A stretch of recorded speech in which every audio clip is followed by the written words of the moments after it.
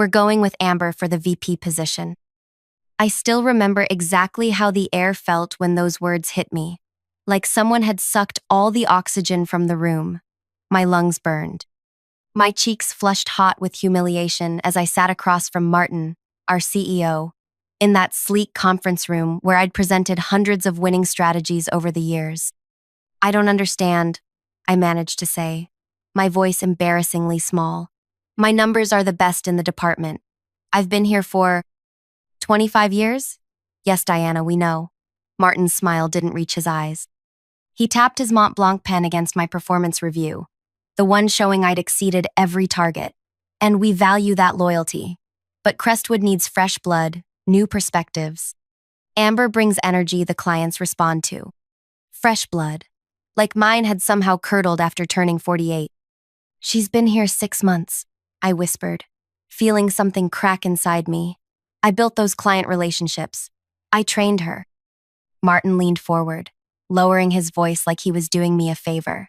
"Look, this isn't personal. The board feels Amber's more aligned with where we're heading. The tech landscape moves fast. We need someone who can keep up." Keep up, as if I hadn't been sprinting ahead of everyone else for decades. I nodded mechanically, stood up on legs that didn't feel like mine, and walked out past the glass-walled offices where everyone pretended not to watch. Past Amber's desk, where she sat with her perfect blonde topknot, already changing her email signature to include Vice President of Client Relations. My position. My life. "Hi, I'm Diana Mercer, 48 years old. Mother of 2 college-aged kids I raised mostly alone after my ex decided fatherhood cramped his entrepreneurial spirit. Career woman who believed that excellence would always be rewarded. Fool who gave her prime years to a company that discarded her the moment her crow's feet became visible in video calls." Before I dive deeper into what happened next, because trust me, this story takes some turns even I couldn't have predicted, take a second to like this video and subscribe. I read every comment, so tell me where you're watching from. I never thought I'd be sharing something this personal online, but after what happened, I realized keeping quiet only protects the wrong people. Let me back up a little. Crestwood Technologies wasn't always the soulless place it became.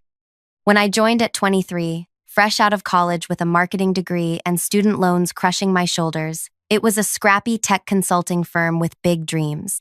15 employees crammed into an office above a Chinese restaurant, the smell of kung pao chicken perpetually wafting through our vents.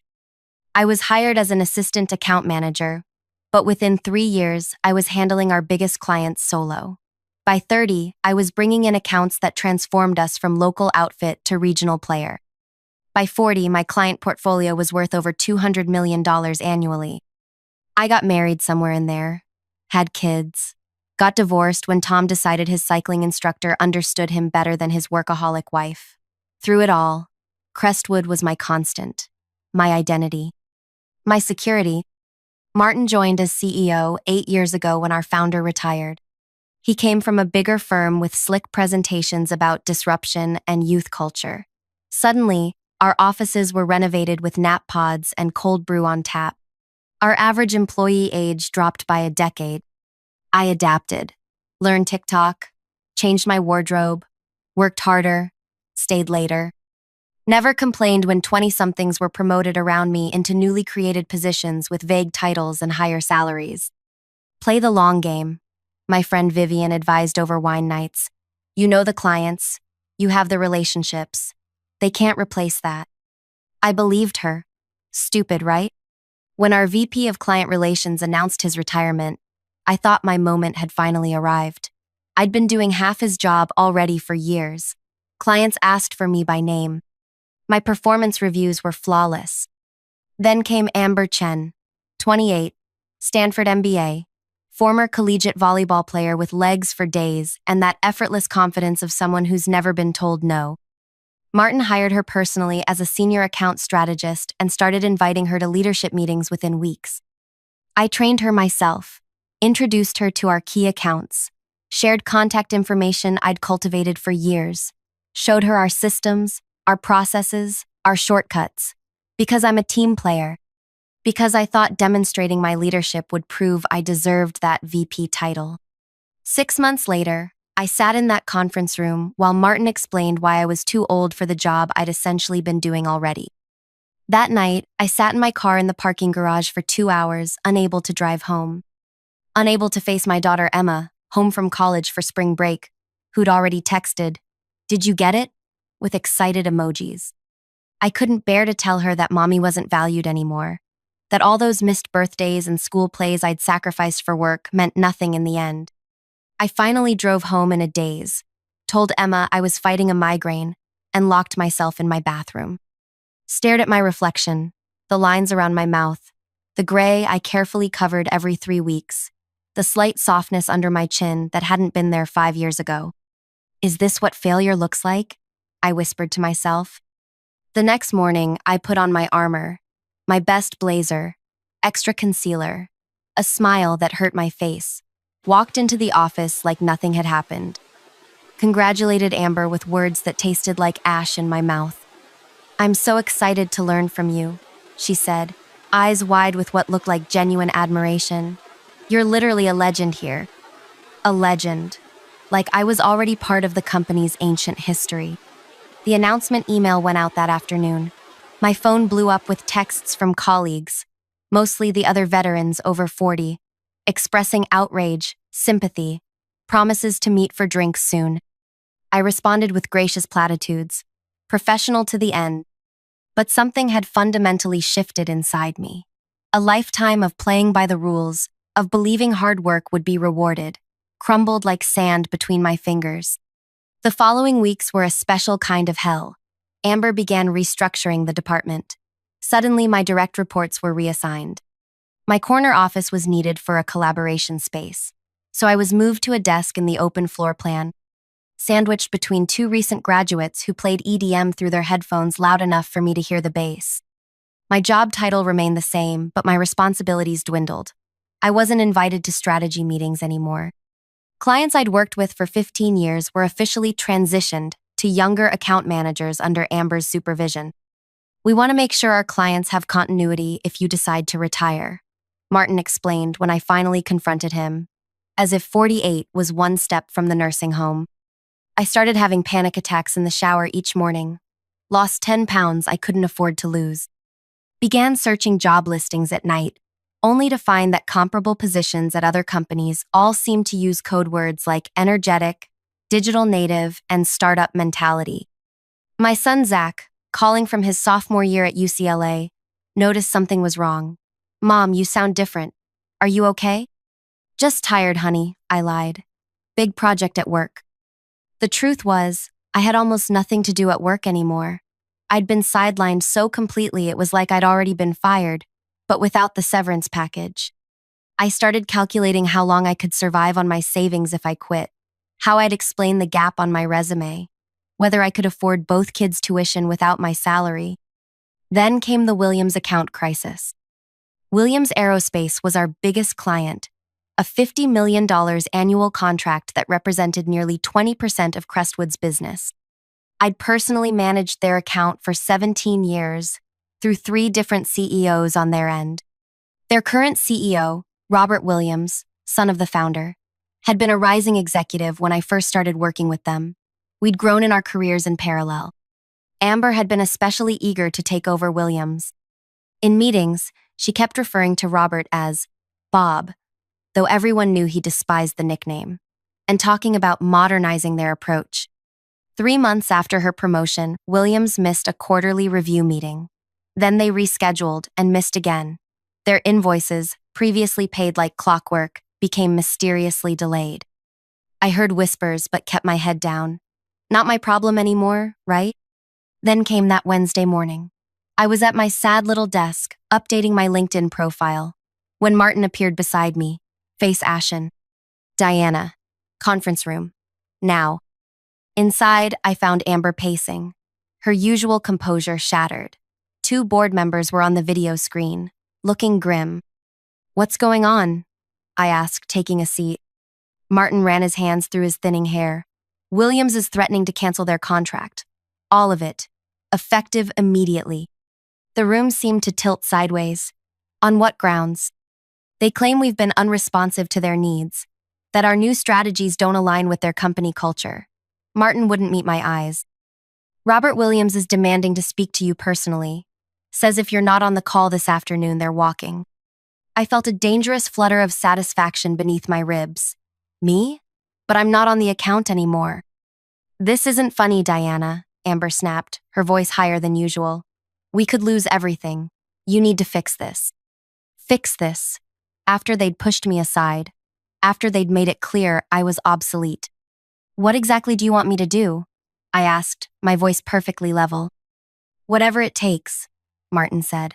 Tell Williams there was a miscommunication, that you're still involved, that Amber works under your supervision. I let his words hang in the air for a moment, feeling the weight of them, the desperation. That would be lying, I finally said. The room went silent. One of the board members leaned toward their camera. Ms. Mercer, I understand you must feel overlooked given recent organizational changes. But surely you care about the company's survival. Did I, though? That was the question turning over in my mind as I sat there, suddenly holding all the power I'd been told I no longer deserved. I need to think, I said, standing up, and I'll need to review the Williams file to understand what's happened before I can help. Of course, Martin said quickly. Anything you need. Amber will get you full access again. I walked out, feeling their eyes on my back. For the first time in months, I stood straight. In the bathroom, I locked myself in a stall and pressed my forehead against the cool metal door. My heart raced, but not with anxiety this time, with possibility. With the sudden, dizzying awareness that I'd been handed leverage I never expected to have. Robert Williams hadn't contacted me by accident. We'd had dinner just last month. A catching up between old friends thing I hadn't bothered to mention to anyone at Crestwood. He'd asked pointed questions about my career, noted that I seemed less enthusiastic than usual. I'd been vague, protective of my professional image even then. He must have connected the dots when Amber started handling his account. My phone buzzed with a text from Martin. Meeting with Williams set for 3 p.m. Please be prepared. I closed my eyes and allowed myself, just for a moment, to consider options I'd never let myself contemplate before. The loyalty that had defined my career suddenly felt like chains I could finally shrug off. By the time I walked back to my desk, a decision was crystallizing in my mind, one that would either secure my future or burn everything to the ground. Either way, I wouldn't be anyone's legend anymore. I'd be their reckoning. I pulled up my personal email and began composing a message to Robert Williams. My fingers didn't shake at all as I typed. Robert, we need to talk before the 3 p.m. call. There are things you should know. Robert responded within minutes. Diana, expected to hear from you. Call my private line ASAP. I glanced around the office. Amber was huddled with Martin in his glass-walled office, both gesturing frantically. No one was watching me. I grabbed my purse, walked calmly to the stairwell, and called Robert once the heavy metal door closed behind me. This explains so much, he said after I'd laid out the situation. My demotion in everything but name, how I'd been systematically pushed aside. The new proposals from Crestwood are garbage, complete misunderstanding of our needs. Amber's smart, I said, surprising myself with my fairness. Just inexperienced. Smart doesn't help me when the board is breathing down my neck about wasted marketing dollars. Robert's voice hardened. Look, I didn't call just because I miss working with you, though I do. Our numbers are down 12% since they took you off our account. My CFO's talking about finding a new agency altogether. My heart pounded as I paced the concrete stairwell. What exactly do you want, Robert? You. Back on our account, fully empowered. Or we walk. He paused. Unless you've got one foot out the door already? The question hung between us. Did I? Should I? I need to think about what's best for me now, I answered carefully. Well, think fast. I meant what I said. If you're not running point for us by end of week, we're pulling the contract. And Diana? You might want to check your email more often. There are people who still value experience in this industry. We hung up, and I checked my personal email again. 3 messages from competing agencies all sent within the past month, all with subject lines like opportunity to discuss and confidential interest in your expertise.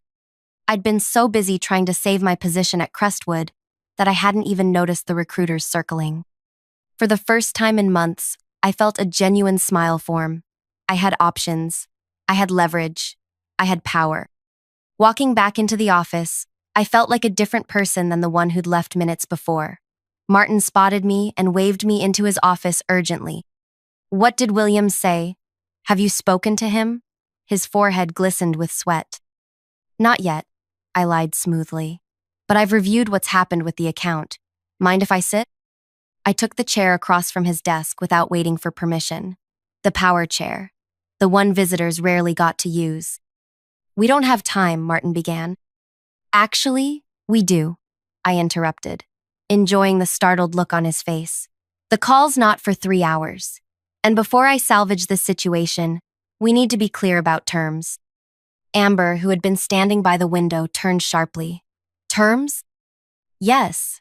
I crossed my legs, adjusting my blazer. "If I'm going to convince Williams to stay, I need to know exactly what my role will be moving forward." Martin's relief was visible. He thought this was just a negotiation for a better title, maybe more money. "Of course, Diana. We value your contribution enormously." "Stop." I held up a hand. "Let's not pretend. 6 months ago, I was too old, too outdated for leadership. Now you need my relationships to save the company. So here's what's going to happen." I laid out my demands clearly. Full reinstatement as lead on the Williams account, a senior VP title above Amber, and a compensation package that reflected my value to the company. Martin and Amber exchanged glances. "We'd need board approval for some of this," he hedged. "Then get it, before the call." I stood up. "I'm going home to prepare. I'll be back at 2:30. "You can't just leave," Amber started. "Watch me." I walked out, feeling their stunned gazes on my back. At home, I kicked off my heels and made myself a proper lunch for the first time in years. No sad desk salad today. As I ate, I opened my laptop and began to review those recruiting emails more carefully. Phoenix Marketing Group wanted to discuss a senior director position. Meridian Consultants mentioned bringing your client portfolio. The third, from Ellis, Warner, was the most intriguing. They were opening a new division focused on legacy clients and wanted someone with established relationships in the aerospace sector. I picked up my phone and made a call. "Vivian, it's me. Remember that scenario we discussed over wine last month? I need your legal expertise. How enforceable is my non-compete, really?" Vivian, my oldest friend and a cutthroat corporate attorney, laughed. "Depends how badly you want to burn the bridge, honey. Let's just say I've got matches and gasoline ready." By the time I walked back into Crestwood at 2:27, I had 3 meetings scheduled with competing agencies, a clear understanding of exactly how to navigate my non-compete clause, and a secondary email sent to Robert Williams with some interesting attachments. Martin, Amber, and now the full executive team waited in the conference room. A contract sat at my place, the promised promotion and raises, already signed by the board chairman. "Diana," Martin's smile was too wide, too desperate. "We're so pleased to offer you this enhanced role. The board met virtually and unanimously approved everything you asked for." I picked up the contract, flipped through it without sitting down. "Thank you. This looks comprehensive." Relief flooded his face. "Excellent. Now, about the Williams call. I've been thinking about how to approach this," I said, placing the unsigned contract back on the table. "And I believe honesty is the best policy." The room temperature seemed to drop 10 degrees. "What does that mean exactly?" asked our CFO, Garrett, his eyes narrowing. "It means I'm going to tell Robert Williams the truth, that I was pushed aside because of my age, that the company values youth over experience, that I was excluded from leadership because I didn't fit the image Crestwood wanted to project." Martin's face drained of color. "That would be extremely unprofessional." "Would it?" I tilted my head. "More unprofessional than what happened to me? More unprofessional than lying to a $50 million client about who's actually running their account?" "You can't possibly," Amber started. "I absolutely can," I cut her off. Unless what?" Martin demanded. I pulled my own document from my bag and slid it across the table. unless you sign this instead. It wasn't just a revised employment contract. It was a separation agreement. 3 years salary as severance. Full benefits continuation. And most importantly, a complete waiver of my non-compete and non-solicitation clauses. You're quitting? Martin looked bewildered. After fighting for the promotion? I'm not fighting for a promotion, I corrected him. I'm fighting for what I'm worth. And Crestwood has made it abundantly clear that it doesn't value what I bring to the table. So yes, I'm leaving. The only question is whether I leave with Williams Aerospace as a client or whether I help you keep them. The executives exchanged panicked glances. Garrett picked up my separation agreement, scanning it with growing alarm. This is extortion, he sputtered. This is business, I replied calmly. You taught me that loyalty means nothing. Consider this my final lesson learned. The Williams call was scheduled to begin in 7 minutes. I could practically hear the executives' minds racing, calculating the cost of my severance against the loss of their biggest client. We can discuss a counteroff, Martin began. No counteroffers, I interrupted. Sign or I tell Robert everything. Diana. Amber's voice was quiet now. All the confidence drained away. I never meant to. Save it. I checked my watch. 5 minutes. Martin grabbed the agreement, scrawled his signature with a shaking hand, and shoved it toward the CFO, who did the same. One by one, the executives signed, their faces a mix of fury and defeat. I took the document, verified all signatures, and tucked it safely away. Thank you for your prompt decision. Then I sat down at the conference table and dialed Robert Williams on speaker just as the clock hit 3:0. Robert, it's Diana Mercer. I have the Crestwood executive team here with me. Diana. His voice boomed through the speaker. Good to hear your voice. I was beginning to think they were holding you hostage. I smiled at the executives' uncomfortable faces. Not at all. In fact, we've been having a productive conversation about the future of the Williams account. For the next hour, I walked Robert through a transition plan 1, where I would personally oversee his account for the next 3 months to ensure continuity before Amber took over completely. I praised Amber's strategic thinking while emphasizing the need for her to better understand Williams' specific needs. I was the consummate professional. By the end of the call, Robert had agreed to stay with Crestwood for now, with quarterly reviews and the understanding that I would be available for consultation even after the transition. When the call ended, the room sat in stunned silence. You saved the account, Martin finally said. After everything, you still saved it. I honored my commitments, I corrected him. Something this company should try sometime. I gathered my things and stood up. My resignation is effective immediately. I'll have my personal items out by end of day. HR can mail my final check. Where are you going? Amber asked, her voice small. I paused at the door. To a company that understands that experience isn't a liability, it's their competitive advantage. 3 months later, I sat in my new corner office at Ellis, Warner, where I'd been hired as executive vice president of their newly formed legacy client division. My salary was 40% higher than my highest earnings at Crestwood. My team was diverse in every way, including age. My phone buzzed with a text from Robert Williams. Contracts up for renewal next month. Crestwood's latest proposal is underwhelming. Free for lunch Thursday? I smiled as I typed back. Always time for you, Robert. The official ethics policy at Ellis.Warner prohibited poaching clients from former employers for 12 months after hiring. But there was nothing that prevented clients from following a trusted advisor on their own initiative, especially when that trusted advisor had legally exited her non-compete clause. My assistant knocked on my door. Your daughter's on line 1. I picked up. Emma, how's the internship going? Amazing, she gushed. Mom, my supervisor says I have a real shot at a permanent position after graduation. That's wonderful, honey. It's because of you, she said, her voice softening. Watching you stand up for yourself, start over, it taught me so much. I blinked back unexpected tears. Everything I did was for you and Zach. I know, but you also did it for yourself. That's the part I needed to see.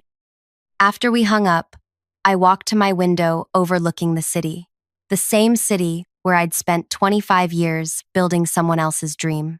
Now, finally, I was building my own. My phone buzzed again. A news alert. Crestwood Technologies had announced a restructuring after losing 3 major accounts. Their stock had dropped 17% on the news. The article mentioned that Martin had stepped down as CEO. I didn't feel the vicious satisfaction I'd expected, just a quiet certainty that justice sometimes arrives on its own schedule. The following week, Amber Chen sent me a LinkedIn request with a message. I learned more from watching you leave than I did in all our time working together. If you ever have an opening on your team, I'd love to talk. I considered it for a long moment before accepting her connection. Not her implied request. She still had lessons to learn, but the acknowledgement of what had happened. Because the truth is, revenge wasn't about destroying Crestwood or hurting Amber or Martin. It wasn't even about the money. Though the financial security was sweet vindication, real revenge was finding my worth outside the company that discarded me. It was discovering that the relationships I'd built were mine, not theirs. It was walking away on my terms, head high, future, secure. At 48, I wasn't too old. I was just getting started. And that, my friends, is the most satisfying revenge of all.